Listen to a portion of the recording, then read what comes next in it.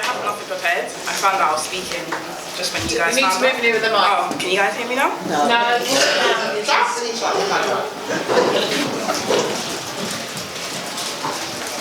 Can you hear me now? No. You have to talk in right in it. Can you hear me now? Yeah. Okay, so I found out I was speaking when you guys found out. So I have nothing prepared. Dee told me to talk about my journey. So I'm Menisha. I'm 22 years old.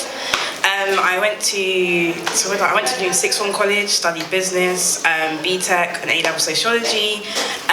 From the age of about 14, like Dee said, I knew I wanted to do marketing. That was my passion. Due to watching Apprentice with my mum, and I was like, I want to do that. I want to do advertising. I want to make adverts. That's what I want to do. So carried that passion throughout college. Went to uni and studied marketing at Birmingham City University. Then COVID happened. So I was doing uni at home, which was very hard. It was terrible. I didn't get the uni experience that I wanted. I went back in third year, back to Birmingham, and did uni. And I would say it was hard. Third year is terrible, and it took a toll on my mental health in second semester. And the one thing I remember my mum saying to me is that it's okay, you don't have to finish. You can just give up now. And I was like, I need to keep going. So I literally just stayed in my house and I did wrote my dissertation. I finished my uni lectures. I wasn't even going to lectures. I was just at home, just doing my work, not sleeping, which was a really bad routine. But I finished uni. I got a first. As well. So my dissertation was about, so the title was, if I can remember, the impact of diverse content marketing on consumer behaviour among Generation Z about the fashion industry. So I looked at the Black Lives Matter movement when George Floyd passed away and how brands were saying, yeah, we support Black Lives Matter, especially fashion brands, but your models are all not diverse. So how does it match up with your brand? So I was looking at authentic brand activism. I reached out to a podcast host that I listened to called Black Girls Living. She's a journalist and she did an interview with me. So I had a wealth of knowledge from her, which again helped contribute to my first. So again, this network, like he said, is very powerful because through this network, I met my therapist, who I'm still getting therapy with today. And also, I got an internship through this network. So, he sent my mum this thing on WhatsApp, 10,000 black interns. And my mum was like, yeah, you got to apply for it, apply. And I was like, yeah, I'll do it. I think the day before the deadlines closed, I was like, yeah, I'll apply, whatever, cool. Whatever comes out of it. Because I didn't know what I wanted to do when I finished uni. And then, so I applied, and then the next day later, I got allocations to different firms. So I think I had NatWest and this company called Paul Reinsurance and the Return Hub. And I was like, never heard of these brands before. So I had my interview stages and things like that.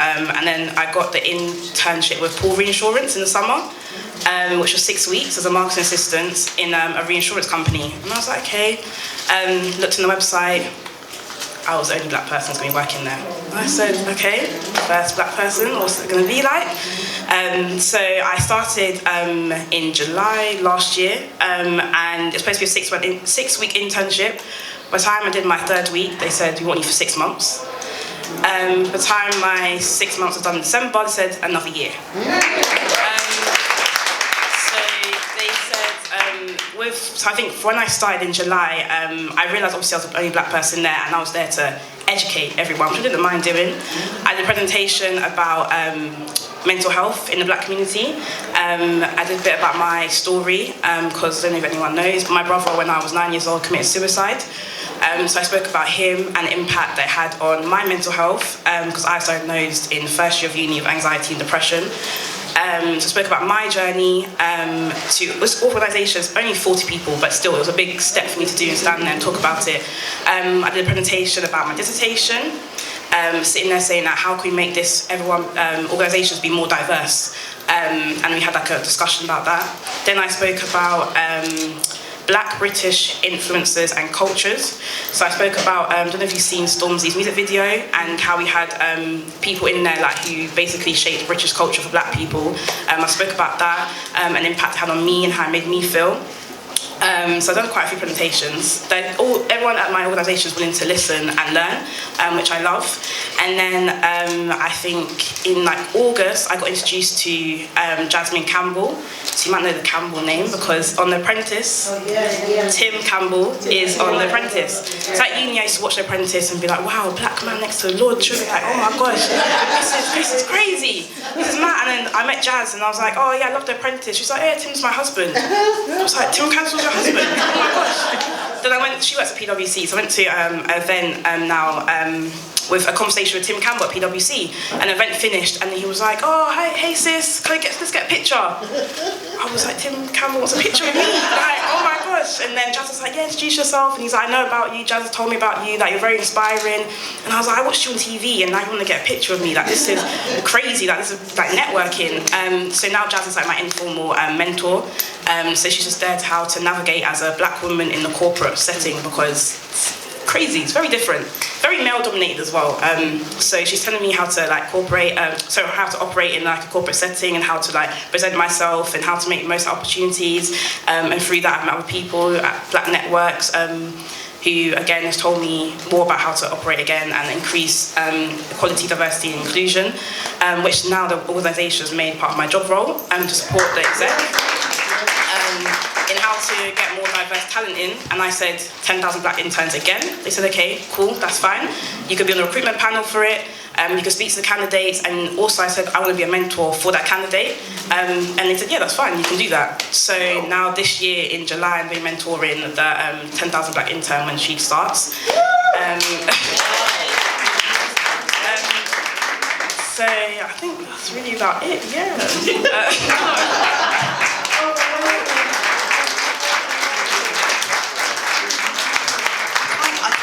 That might be about it.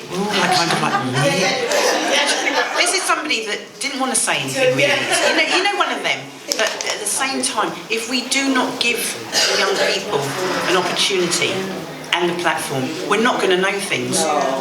In that short space of time, you think you've just not really said anything. She said masses, hasn't she? On so many levels. Can I just say one thing? That's Mum, by the way. I'm going back. She's done her hair last night. She paid for it and she's not pulling it out.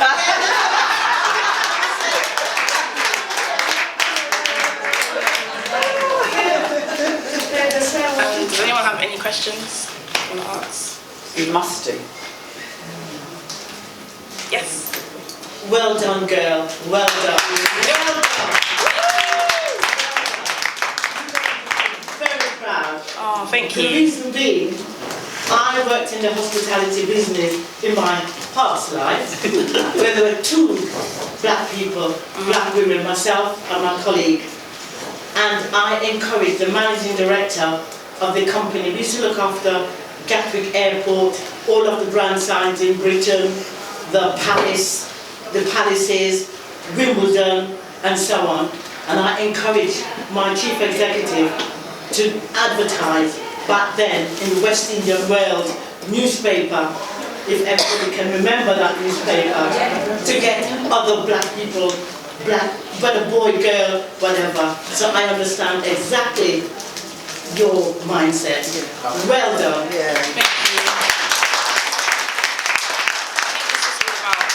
Inspiring. I want to, especially Generation Z, like we can make change. Like I went to the organisation, I was the first black person organisation, and I was like, how do I navigate? And that's where Jazz came in and helped me navigate. And then I was like, we need to make a difference because I work in the insurance industry. It's male dominated. Women are not respected in the insurance industry, and there's hardly any black women. I go to networking events. I'm the only black person. What's happening? We just need to. I'm trying to show everyone that we can actually make a way. We can do it, and it's going to take a long time for me to get to managing director level, but I'm going to get there.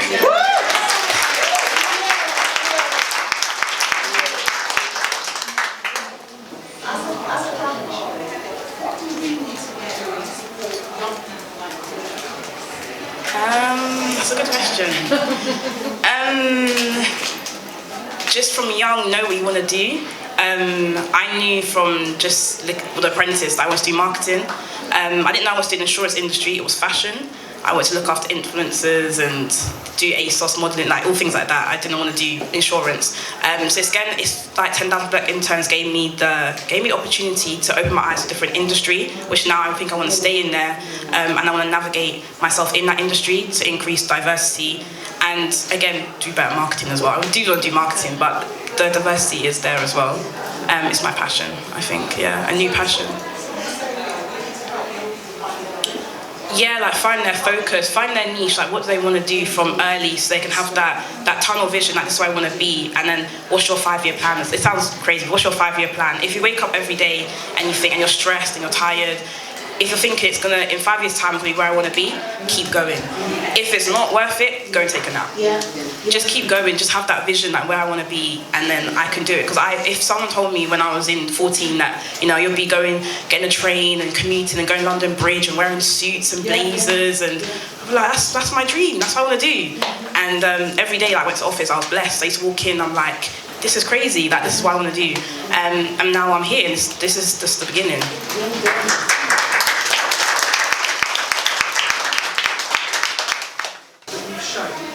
Young people that you can recognise issues and how to come from. That's a really powerful justice.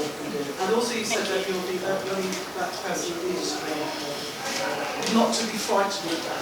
And I feel that the big point right here is how do you encourage young people not to be put off going for themselves because they're people in the minority.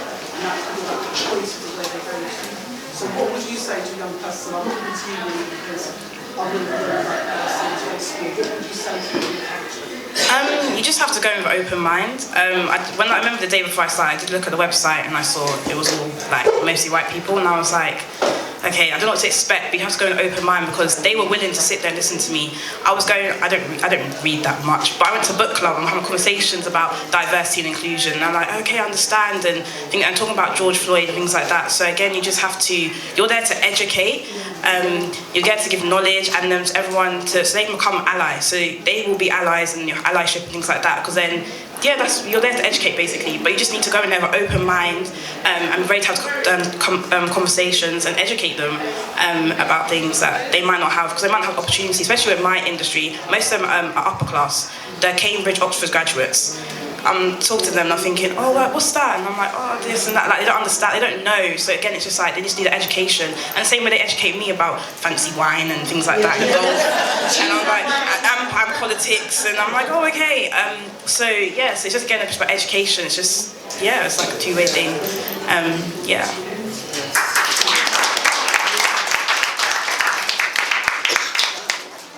Any more for any more? Last one. This is definitely worth Sorry. because of your age and the fact that you're in this organisation. What was the most uncomfortable conversation you had with them in order for them to think that you're strong enough, knowledgeable enough to then educate them about diversity and inclusion? Because you're a youngster, no disrespect. So for you to then go in with the clerk, with the actresses you've just told about the demographic of the organisation, that's a big ask for small, young shoulders. Yeah, that's a good question. I think the biggest one was the mental health one. To sit there with statistics on a presentation and say, this is why Black people experience are statistically higher to experience mental health issues. And they're like, oh, okay. And then they were like, why? And I said, these are the reasons why. And they were like, oh, like, this is crazy. And I was like, yeah, so I think that's the hardest one, was the mental health presentation. And obviously speaking about my story as well, because again, when they first met me, they were like, you don't look like someone who had anxiety or depression or had this battle you had to fight. So yeah, again, that was an interesting conversation we had. But again, it opened up into discussions we had afterwards and things like that, which was interesting. So, yeah.